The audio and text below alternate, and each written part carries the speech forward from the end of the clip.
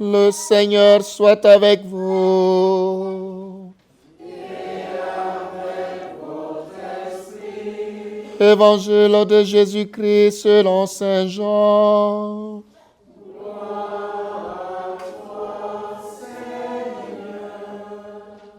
En ce temps-là, Jésus s'en alla au mont des Oliviers.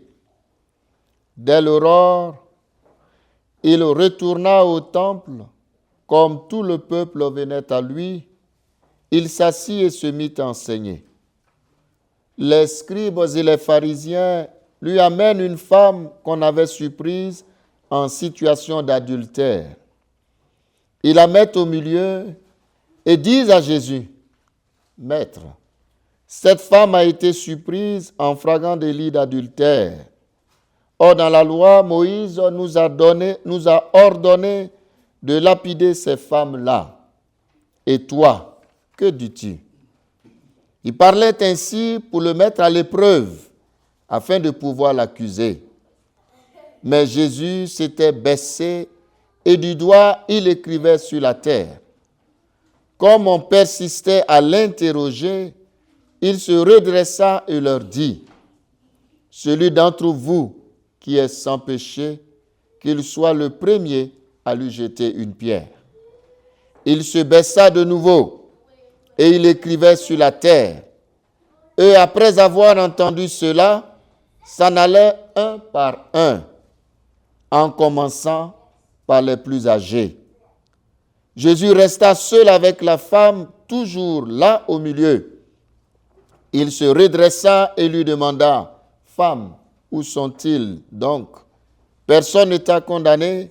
Il répondit, « Personne, Seigneur. » Et Jésus lui dit, « Moi non plus, je ne te condamne pas. Va, et désormais, ne pêche plus. » Acclamons la parole de Dieu. Louange à toi, Seigneur Jésus. Chers frères et sœurs, les textes de ce dimanche, qui est 5e dimanche du temps de Carême, année C, nous livrent 2 messages. Mais je ne dirais pas 2 messages. Nous invitent à une conversion sur 2 attitudes précises. Nous sommes appelés à nous convertir sur 2 points. Et si nous ne le faisons pas, alors nous ne vivons pas bien le temps de Carême. Alors donc je disais dans ce temps de Carême, vous êtes triste. Parce qu'il y a vous chauffer, donc vous êtes calme. Non, mettez-vous à l'aise. Hein. Aujourd'hui, là, je vais... Hein. Vous me regardez. Ah bon, vous avez intérêt. On a dit le temps de Carême, c'est un quoi? C'est un temps de conversion. Vous vous rappelez bien? Et qui nous prépare la grande fête de Pâques. Et en même temps, on a dit aussi que c'est un temps où chacun de nous doit pouvoir s'interroger sérieusement sur sa vie. Nous l'avons dit, le temps de notre récollection. Et aujourd'hui, les textes nous proposent de réfléchir sur 2 aspects importants de notre vie. La première lecture, et ça c'est Dieu le Père lui-même qui parle à travers le prophète Isaïe. Il dit une chose, parce qu'il dit, moi Dieu, je fais du neuf dans vos vies. Et le message, il dit, ne regarde plus en arrière. Ne regardez plus en arrière, mais avancez. Parce que le peuple d'Israël dit, ne vous souvenez plus des événements passés, ne songez plus aux choses d'autrefois. Voici que je fais une chose nouvelle. Et cette chose, elle a déjà commencé. Elle germe déjà. Parce que le peuple d'Israël était en exil. Ils étaient un peuple en exil, un peuple un peu découragé. Et puis voici qu'ils reçoivent ce message d'espérance. Dieu dit, je ne vous ai pas abandonné, mais je prépare pour vous une nouvelle vie. Donc, je vais ouvrir un chemin pour vous, là où il n'y en avait pas, comme il a fait en fendant la mer Rouge pour libérer son peuple. Vous voyez, c'est Dieu qui parle à travers son prophète. Et puis il dit, mais ne regardez plus en arrière. Toutes vos souffrances, ne regardez plus. Mais regardez devant. Parce que je suis venu faire du neuf avec vous. Et ce message, c'est ce que Saint Paul aussi va vivre dans la deuxième lecture. Saint Paul dit quoi? Il dit, mais moi je considère tout ce que j'ai. Vous comprenez, ma vie passée comme balayure. C'est vrai, il y a eu beaucoup de privilèges. J'ai même traversé aussi des épreuves. Mais je ne considère plus tout ça. Ce qui compte, c'est que je veux, il faut que j'avance. Il faut que je regarde Jésus. Il faut que je regarde devant et non pas derrière. Et c'est le même qui dit, il dit, mais ne plus regarder en arrière, mais avancer vers une nouveauté divine. Ça, c'est la parole. Et c'est Saint Paul qui nous dit, lui, il dit, je cours vers le but. Et ce but-là, c'est qui? C'est Jésus-Christ. Il y a un chant qu'on dit, saisi par le Christ Jésus. Voilà. Je suis saisi par le Christ, donc je cours vers le but. C'est-à-dire, j'avance, je ne regarde plus derrière.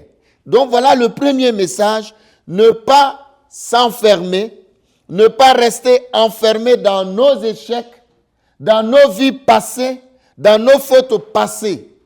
Jésus dit, c'est fini. Tu es là aujourd'hui et j'avais dit qu'il y a une étude qui a été faite que sur la terre, 65% des hommes vivent dans le passé. C'est-à-dire ils passent leur temps à ressasser leur vie passée. Ils passent leur temps à regretter leur vie passée, c'est-à-dire des actes ou des paroles que j'ai fait. Donc, ils regrettent leur vie passée. Et le passé devient, n'est-ce pas, présent. C'est-à-dire qu'ils ne vivent plus. Présentement, ils sont là, mais ils sont encore en arrière. J'ai choisi un homme qu'il ne fallait pas. Mais tu es toujours en train de penser à cet homme-là. Mais c'est fini. J'ai fait des bêtises dans ma vie passée. Mais je suis là, quand je marche, je suis en train de ressasser cette vie passée-là. Et du coup, j'ai du mal à vivre le présent afin de mieux me projeter dans le futur.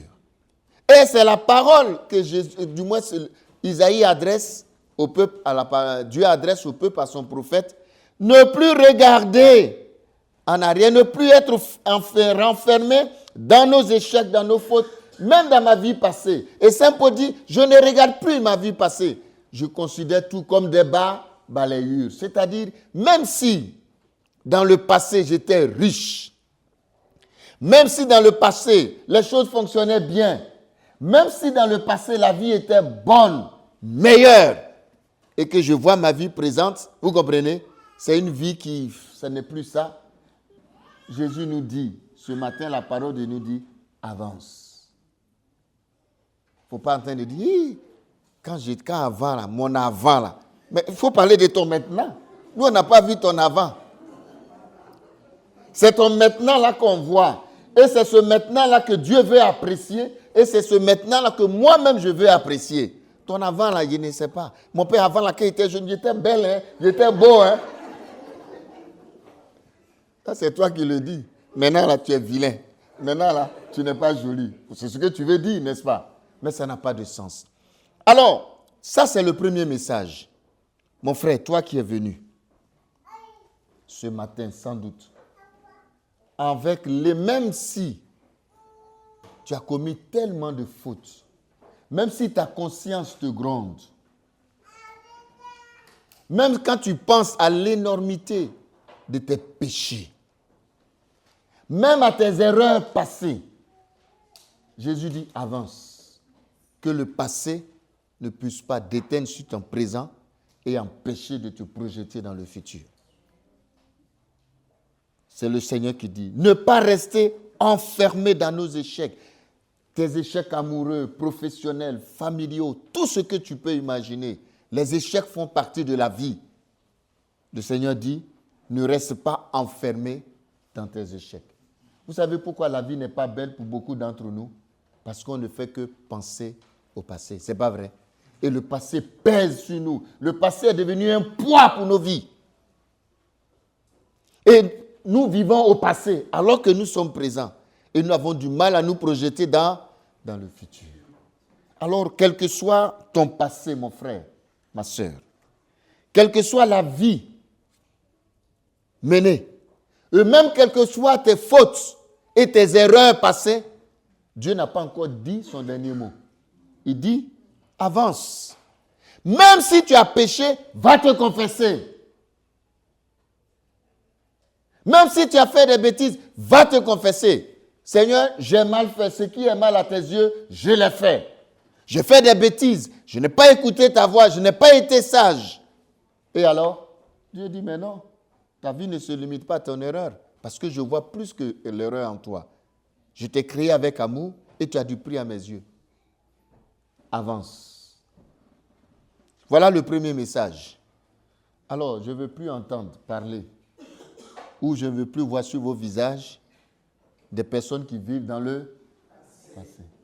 Qui est dans le passé présentement? Ayez le courage de lever la main. Celui qui lève sa main ici, je vais voir. Alors, le tout n'est pas de le dire. Le tout, c'est de maintenant présenter mon passé, ma vie telle qu'elle est, donc mon passé qui pèse sur ma vie, vous comprenez? C'est de le présenter au cours de cette Eucharistie à qui? Au Seigneur. Voilà le sens profond de la messe. Seigneur, ce matin, ta parole me dit de ne pas m'enfermer dans mon passé. J'ai fait des erreurs qui aujourd'hui me coûtent cher. J'ai posé des actes qui aujourd'hui font que ma vie est devenue une vie que je n'apprécie pas. Aujourd'hui, j'en souffre de mes erreurs. Aujourd'hui, je vis dans le passé et ce passé a un poids sur ma vie. Si bien que je me sens perdu, désemparé et je suis en colère, je suis découragé. C'est la tristesse qui habite en ma vie. Et au plus profond de moi, je dis, ma vie n'a plus, sans doute, peut-être, elle n'a plus de sens. Mais le Seigneur dit, non, avance. Et tu offres tout cela au Seigneur. Quand Dieu dit ce qu'il veut faire, il dit au peuple d'Israël, je veux faire du neuf dans vos vies. Il dit au peuple d'Israël, ne vous souvenez plus des événements passés, ne songez plus aux choses d'autrefois. Voici que je fais une chose nouvelle. Et la chose nouvelle, c'est que je vais transformer ta vie. Je vais donner un sens à ta vie. Dans l'évangile, c'est le deuxième message, Jésus est piégé là, n'est-ce pas? On veut tendre un piège à Jésus. Et l'évangile donc met en scène cette femme que les scribes et les pharisiens amènent devant Jésus. Alors, elle a été surprise en flagrant délit d'adultère. C'est un péché. Selon la loi de Moïse, elle devrait être lapidée, tuée. Mais le but de ces hommes, donc de ces scribes et pharisiens, n'est pas de rendre justice. Vous comprenez? Ils veulent tendre un piège à Jésus.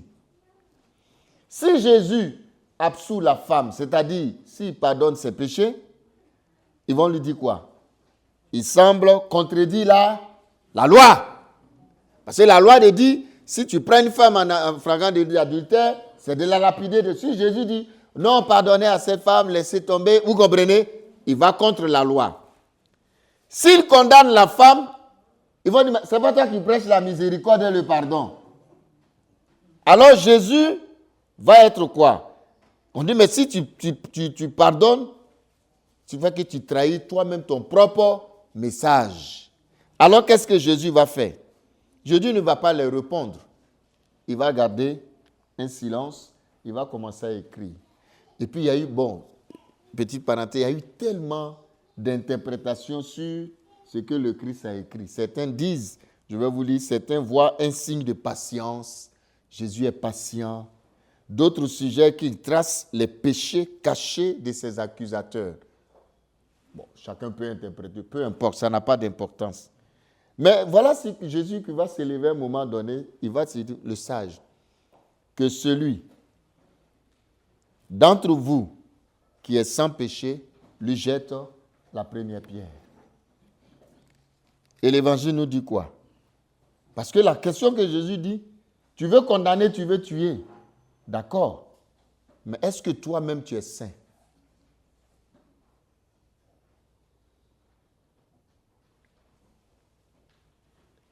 Et on dit, et ça c'est le plus intéressant, c'est pour ça qu'il ne faut pas vieillir.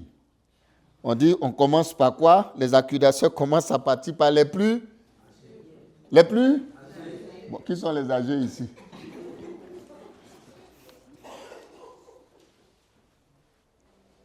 Alors finalement, Jésus reste avec la femme, un face à face, et elle se tient debout, elle est exposée à sa honte, c'est pas vrai?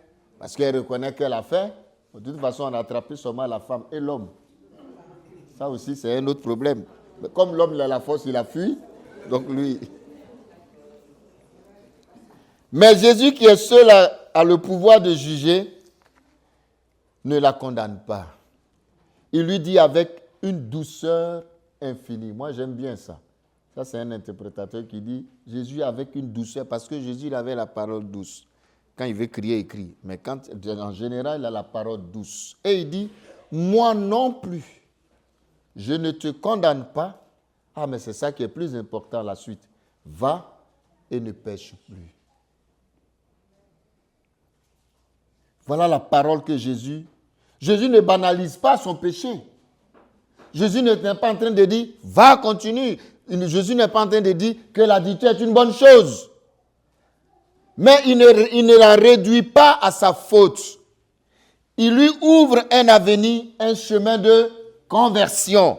Il lui donne la possibilité d'avancer.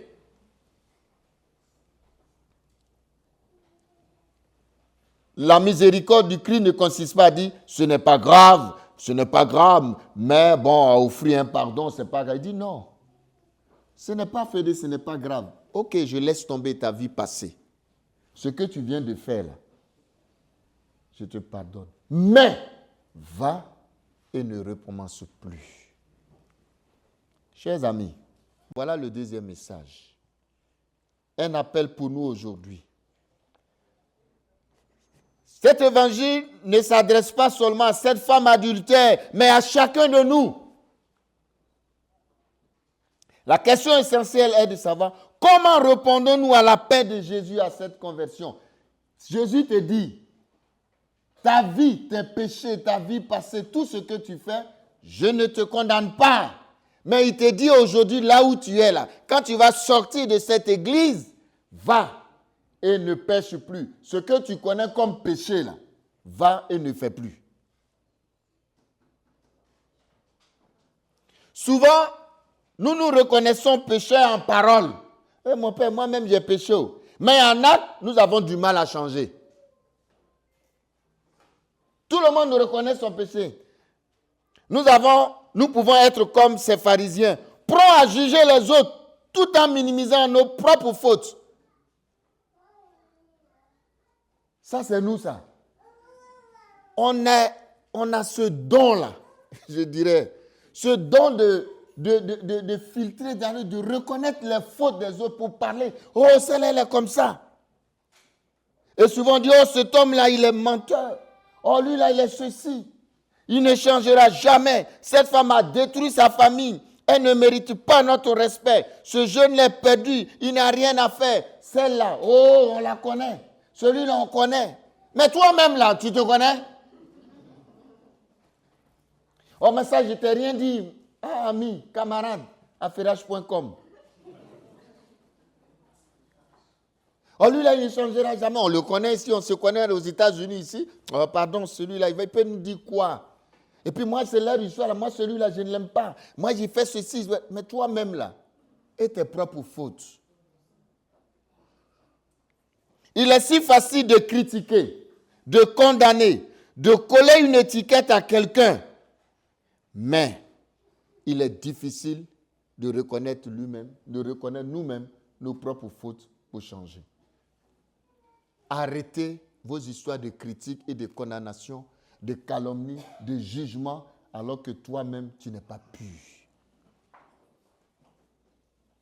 Jésus n'a pas condamné la femme. il a donné. Alors, mais Jésus ne voit pas ainsi. Il voit la personne avant son péché. Il discerne en chacun un cœur capable de conversion. Prenons l'exemple de Matthieu, l'évangéliste. Ce collecteur d'impôts, méprisé par son peuple. Jésus ne l'a pas rejeté, mais lui a dit, suis-moi. Et Matthieu est devenu quoi? Un apôtre et un évangéliste. Un collecteur d'impôts, c'était comme au pays, bon, je ne sais pas s'ils ont changé maintenant, comme les douaniers là. C'était des vrais voleurs. Bon, je ne parle pas des douaniers d'aujourd'hui. Suivez mon regard. Et celui-là, quand il passe, mais il était rejeté par la société. Mais voilà que comment Jésus peut oser aller prendre un pécheur notoire, reconnu publiquement, nationalement. Et on reconnaît sur le plan national que c'est un voleur. Mais Jésus l'appelle et il fait de lui son apôtre et lui devient un évangéliste. Jésus ne regarde pas, n'est-ce pas? Il regarde la personne avant son péché. C'est la même chose, le bon larron. Comme un larron est bon. Cet homme-là, il a mené une vie de brigandage, c'est pas vrai? Et pourtant, en un instant de sincère repentance, Jésus lui ouvre le paradis. Aujourd'hui, avec moi, tu seras dans le paradis. Attention, c'est parce qu'il a reconnu son péché. On ne dit pas de sincère repentance. Cela nous montre que personne n'est irrécupérable aux yeux de Dieu. Personne n'est irrécupérable. Nous, on dit aux gens, toi, on ne peut rien faire pour lui. Qui a dit ça? Jésus dit, pour moi, il n'y a pas de pécheur que je ne puisse pas récupérer. Mon frère, ma soeur, derrière ce que je suis en train de dire, c'est une invitation. Tu t'es déjà condamné toi-même.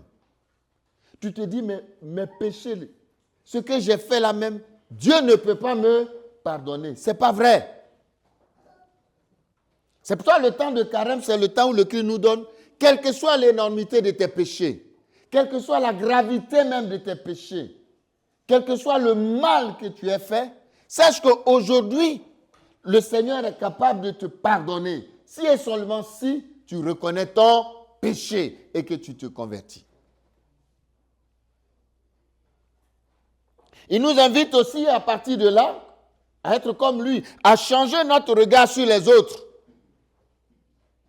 Oh, celui-là, il est récupérable. Et puis, le péché des autres, c'est ça qui devient maintenant notre sujet de conversation. Oh, celui-là, il soit la femme de temps. Je ne t'ai rien dit. Celui-là, il soit le mari de temps. Celui-là, il a volé. Celui-là, il a fait ceci. C'est ça, tu parles matin, midi, soir. Jésus dit non. Au lieu de condamner, prie pour sa conversion. Au lieu de le condamner, offre-lui une seconde chance. Je ne sais pas si vous percevez la profondeur et la densité du message d'aujourd'hui. Si on mène une telle vie, où d'abord, quel que soit mon péché, Dieu me pardonne, et je n'ai pas le droit de condamner. Dieu voit la personne d'abord avant le péché. Le péché ne peut pas identifier un être humain. Vous comprenez? C'est la conversion. Jésus dit à la femme adultère, va et ne pêche plus. Il ne lui dit pas, reprends ta vie comme avant. Il invite à une véritable conversion. Mais changer est difficile. Combien de fois nous promettons-nous d'arrêter un péché et pourtant nous y retombons facilement? Prenons des exemples concrets. Quelqu'un qui ment par habitude. Ce n'est pas vous, hein? Quelqu'un qui ment par habitude, il pense qu'il ne peut pas faire autrement, mais le Seigneur l'appelle à être une personne de vérité. Je m'adresse à vous. Si ma vie est une vie de mensonge, il est temps que je prenne la résolution de dire, ah non, moi-même je suis comme ça. Non, tu n'es pas. Il y a des personnes qui vivent dans le mensonge. Et quand ils sont à Lawrenceville, ils ont un langage. Quand ils vont à Beaufort, ils ont un autre langage. Quand ils vont à Saint-Philippe-Bénézir, dans la zone là-bas, voilà. C'est-à-dire tellement il ment, donc son mensonge est devenu son identité. Et on s'y plaît dans ce mensonge. On fait croire aux autres ce que nous ne sommes pas. C'est pas vrai? Jésus dit non, tu es conscient Il faut changer. Une personne colérique, elle se justifie en disant, c'est mon caractère. C'est ton péché qui va te conduire à l'enfer. Comment tu peux dire c'est mon caractère? Un caractère ne peut pas être mauvais. Alors, mais le Christ veut l'aider à trouver la paix intérieure parce que tu es trop colérique. Offre tes mensonges, offre, n'est-ce pas, ta colère au Seigneur. Celui qui vit dans une relation désordonnée, il sait que ce n'est pas conforme au plan de Dieu, mais il hésite à prendre une décision courageuse. Ce n'est pas à vous que je m'adresse, à ceux qui ne sont pas venus. Quelqu'un qui cherche à tout prix à faire du mal à son frère ou à sa soeur, ou à une amie, à un ami, il sait que ce n'est pas bon, mais il demeure dans cette attitude. Le Seigneur dit, la vraie conversion demande un effort quotidien, une lutte contre nos faiblesses, mais aussi une confiance en la grâce de Dieu. Saint François de Sales disait, vous connaissez Saint François de Sales, vous avez entendu parler, c'est un saint. Il disait, je vous cite, la vraie conversion ne consiste pas à ne plus tomber, mais à toujours se relever. C'est pour dire quoi? Empruntons le chemin de la conversion. Nous sommes presque à la fin du temps de carême. Quand tu regardes ta vie, tu connais tes faiblesses, tu connais tes efforts, c'est pas vrai? Le Seigneur te dit aujourd'hui, ne trouve pas de justification. Présente-les-moi et mets-toi sur le chemin de la conversion. Le carême est un temps pour faire le point sur notre vie et poser des actes concrets. Si nous avons du mal à pardonner, faisons l'effort de prier pour ceux qui nous ont blessés. Voilà la femme adultère. Jésus non seulement lui a pardonné, mais je suis convaincu que cette femme-là, elle a changé. Si nous sommes esclaves d'un péché, prenons un engagement précis pour y renoncer en nous appuyant sur la confession et la prière. Je vous ai dit de vous confesser, hein? Parce que je sache, ce n'est pas forcément chez moi seul. Vous avez vos paroisses, vous parlez anglais. Pour aller chercher l'argent, vous savez parler anglais. Mais pour aller vous confesser, vous ne savez pas parler anglais. Vos péchés là, vous ne connaissez pas ça en anglais. Bon, écrivez, je vais traduire pour vous, vous allez vous confesser en anglais. Prenons la décision de nous confesser. Si nous nous sommes éloignés de Dieu, revenons à lui avec confiance. Comme le dit le prophète Joël, revenez à moi de tout votre cœur. C'est ça que le Seigneur nous demande. Alors laissons-nous transformer par le pardon du Christ. Le pardon de Jésus ne nous laisse pas comme avant. Il nous recrée, il nous renouvelle. Un bel exemple est celui de Saint Augustin que vous connaissez. Lui qui menait une vie de débauche et de recherche intellectuelle sans Dieu a fini par entendre cet appel à la conversion. Voilà ce qu'il a entendu. Prends et lis. Alors il ouvre la Bible. C'est ce que le Seigneur lui a dit. Prends et lis. Il prend la Bible, ça dit prends la Bible et lis. Il lit la Bible, puis voilà ce qui tombe, comme le passage biblique sur lequel il tombe. Revêtez le Seigneur Jésus-Christ et ne vous laissez pas aller au désir de la chair. Sommes-nous prêts à nous laisser transformer par le pardon et par la conversion? Frères et sœurs, aujourd'hui le Seigneur nous dit et dit à chacun de nous, moi non plus je ne te condamne pas, va et désormais ne pêche plus. Écoutons cette parole comme une invitation personnelle.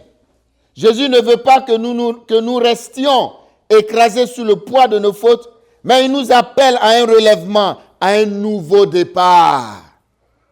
Demandons la grâce de vivre une vraie conversion en changeant notre regard sur les autres. Voilà les deux messages, c'est pas vrai? Le Seigneur dit, je suis prêt à repartir de nouveau avec toi. Je ne veux plus que tu deviennes prisonnière de ton passé. Je ne veux plus que ta vie passée, celle même que tu as menée même hier soir, soit pour toi une occasion de frein, vous comprenez, qui t'empêche d'avancer. Je veux que tu avances.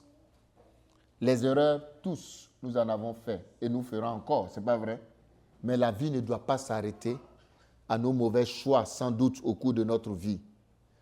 La vie ne doit pas s'arrêter pour une erreur que nous avons commise dans le passé. Ou encore moins, la vie ne doit pas s'arrêter parce que les choses ont changé. Elles ne sont plus comme avant. Il faut être debout et faire confiance. Et en même temps, le Seigneur nous invite aussi à changer notre regard sur les autres. À changer notre regard sur les autres. Et aussi avoir confiance en lui, quel que soit le péché, quelles que soient l'énormité même de nos péchés. Chers frères et sœurs, prenons donc un petit temps de silence et recueillons-nous ensemble et prions ensemble. Seigneur Jésus, ta parole ce matin ou ce midi nous invite à ne pas être prisonniers et prisonnières de notre vie passée. J'ai fait beaucoup de mal. J'ai commis beaucoup de fautes. J'ai fait beaucoup de gaffes. Mais Seigneur, aujourd'hui, je veux te remettre cette vie passée. Je veux être guéri de cette vie passée. Je ne veux plus m'attarder, je ne veux plus ressasser cette vie, mes fautes, mes échecs, qui aujourd'hui sans doute m'ont mis dans cette situation. Peut-être même que je vis une maladie, j'aurais dû éviter cette maladie, mais par négligence, aujourd'hui je souffre. Seigneur, je t'offre tout cela. Tu as dit que le tout ne s'arrête pas à la vie passée. Tu veux repartir de nouveau avec moi. Tu veux que ma vie présente soit une vie qui te plaise. Tu m'invites donc à accepter ma vie présente, de te confier cette vie afin de mieux marcher, afin de mieux me projeter dans le futur. Je t'offre ma vie présente, je t'offre ma vie future. Seigneur, tu me pardonnes, tu ne regardes pas mes fautes, mais tu regardes l'être que je suis, étonnant, l'être que tu aimes. Apprends-moi aussi à ne plus jamais regarder mon frère, ma soeur avec mépris, avec dédain. Apprends-moi à ne plus jamais critiquer, à ne plus jamais regarder que les fautes de mon frère ou de ma soeur. Apprends-moi à regarder le bien qu'est cette personne que tu as créée. Seigneur Jésus, je t'offre ma vie et je veux apprendre aussi à aimer, à pardonner. Oui Seigneur, j'ai du mal à pardonner à cette personne. J'ai du mal à pardonner à ce frère, à cette soeur qui m'a fait du mal. Comme la femme adultère, tu ne l'as pas condamnée. Tu ne me condamnes pas. Tu l'as pardonnée et tu lui as donné la force d'aller de l'avant. Donne-moi la grâce de pardonner aujourd'hui et d'aller de l'avant. Toi qui es vivant Dieu pour les siècles des siècles. Amen.